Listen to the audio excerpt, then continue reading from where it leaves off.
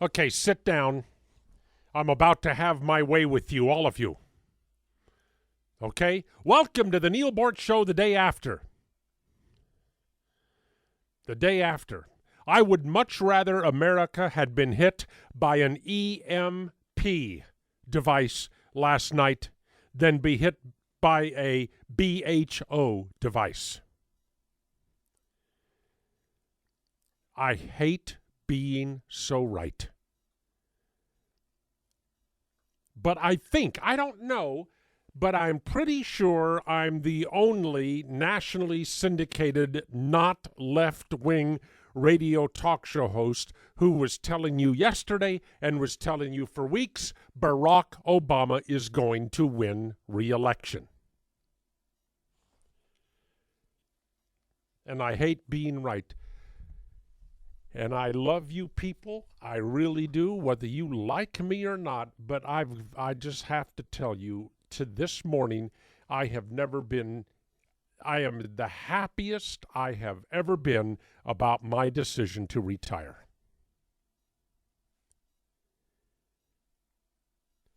Now, what I am going to tell you right now, I'm essentially going to go over the last chapter of my book, Maybe I Should Just Shut Up and Go Away. That book is about to be submitted to the formatters for Amazon.com and dumped online as an ebook, $4.99. Knock yourselves out, contribute to my retirement. But I wrote this a couple of days ago, knowing what was going to happen yesterday. Even while we were talking to Ann Coulter. Oh, it's guaranteed. Even while we were talking to Dick Morris. It's guaranteed. No, it's not. No, it wasn't. Never was. And I told you so. And this is the saddest I told you so I've ever had to utter on the air. 42 years. And it is the saddest I told you so.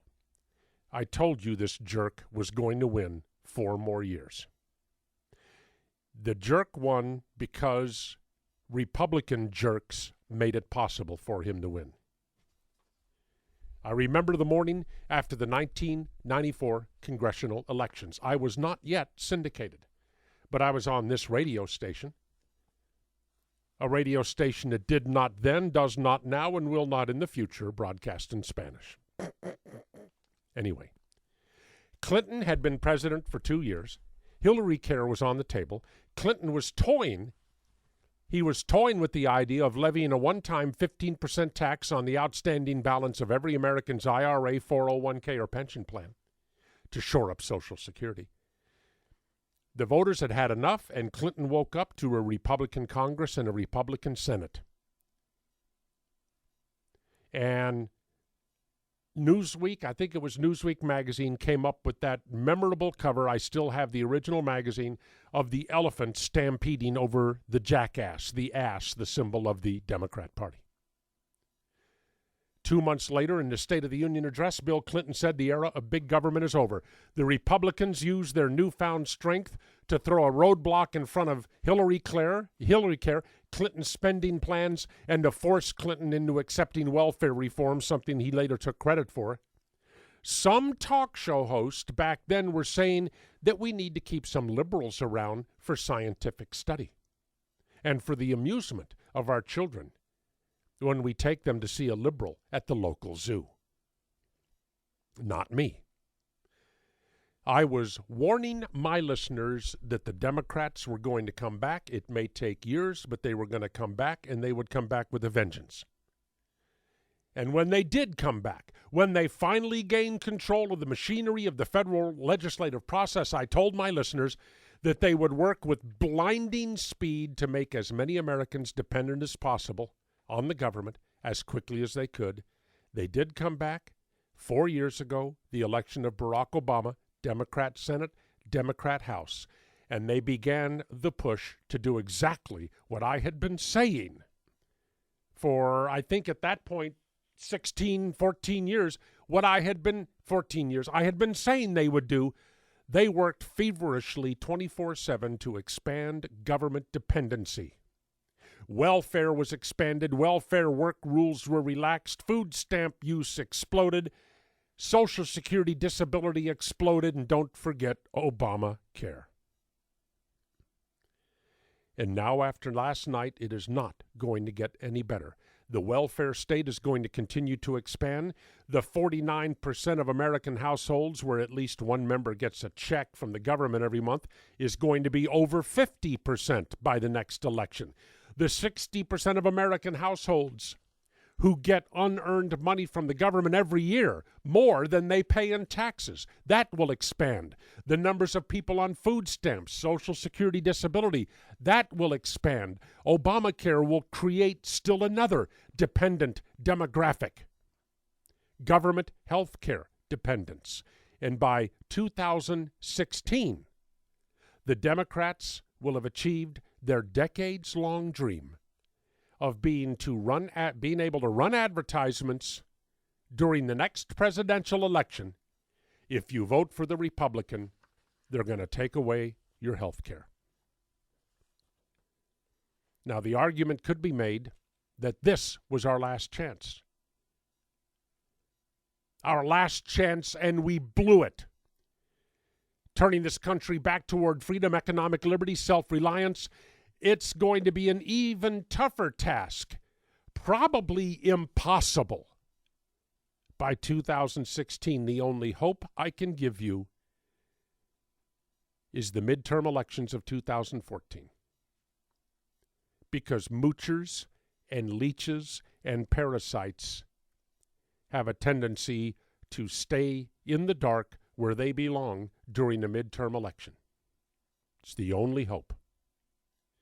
Now, the people out there cheering this Obama victory have no real idea what is going on in the minds of business owners across America today. Some are making plans to close less profitable locations and lay off employees. Some businessmen are shelving plans for expansion and more hiring. They are deciding that it would be better to take their money and put it where it would be safe from the coming tax increases.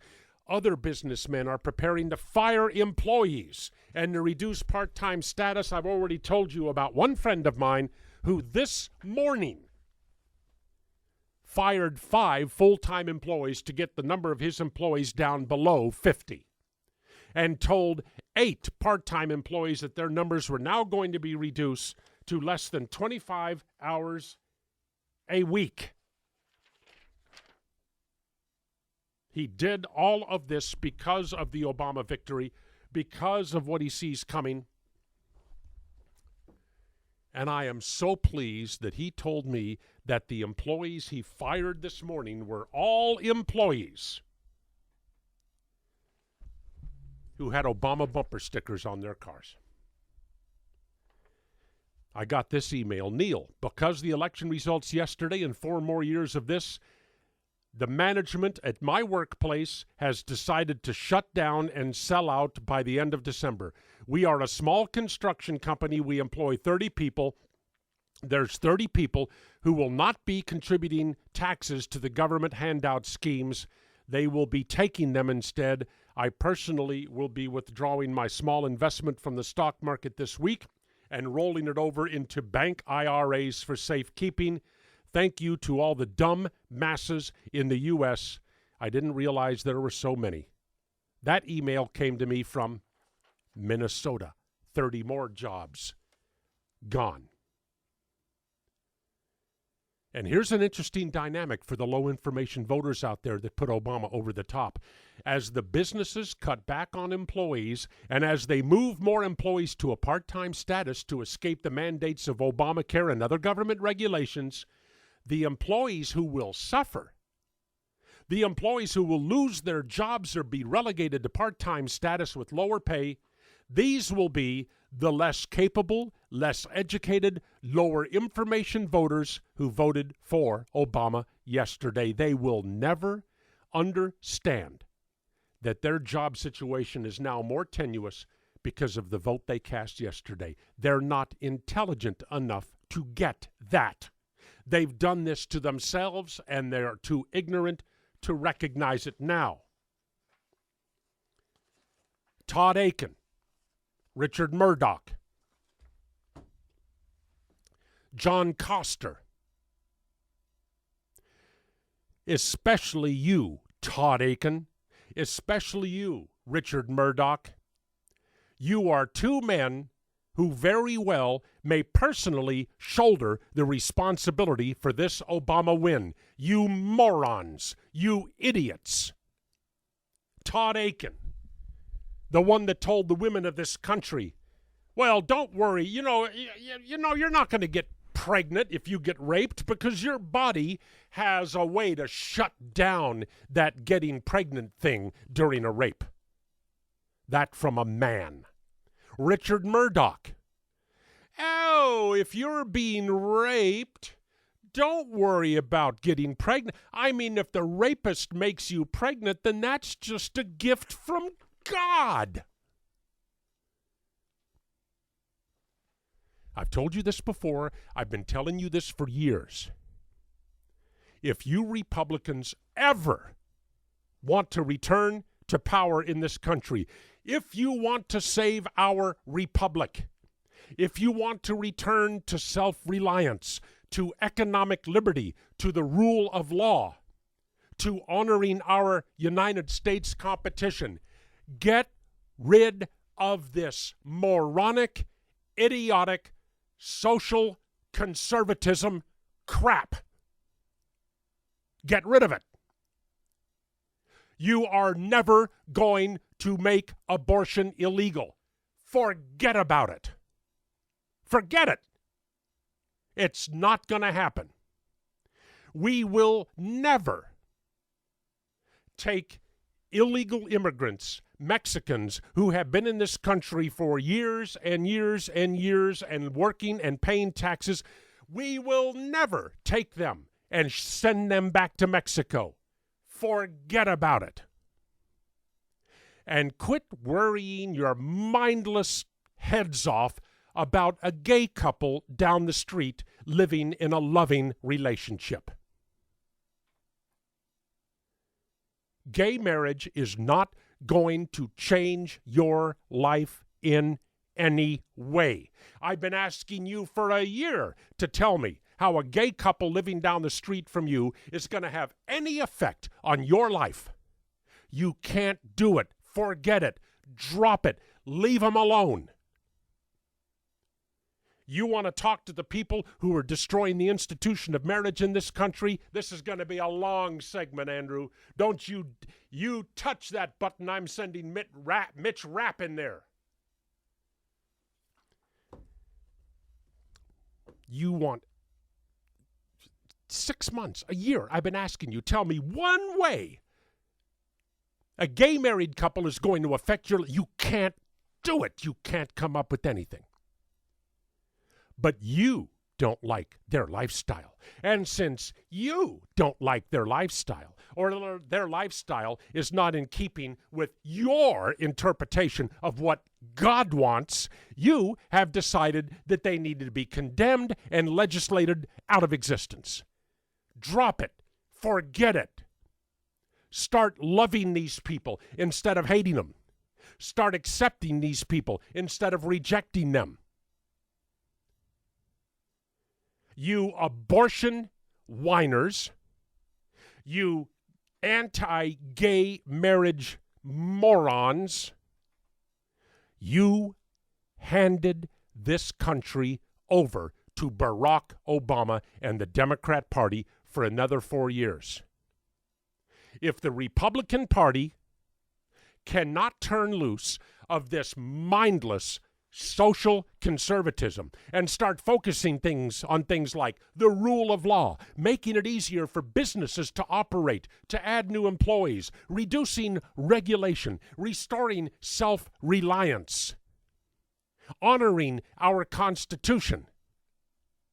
If you can't drop this mindless social conservatism and start concentrating on reducing the size of government and maximizing personal liberty in this country, you are doomed. You will be relegated to second-class status for the rest of your days on this earth, and that's exactly where you need to be. If the Republican Party cannot turn loose of this social conservatism, the Republican Party needs to die. It needs to go away. It needs to be replaced until it becomes more libertarian and less religiously authoritarian. The Republican Party is dead. Maybe it's time for the Republicans to go away and the libertarians to come to the forefront anyway. You social conservatives have screwed the country you claim to love so much with your anti-abortion zealotry, your mindless opposition to homosexuals and gay marriage, and your actual belief that we're going to go out there and round up all these Mexicans and send them back to Mexico. Get over it. And thanks a buttload for what you have done to our country. I need a drink.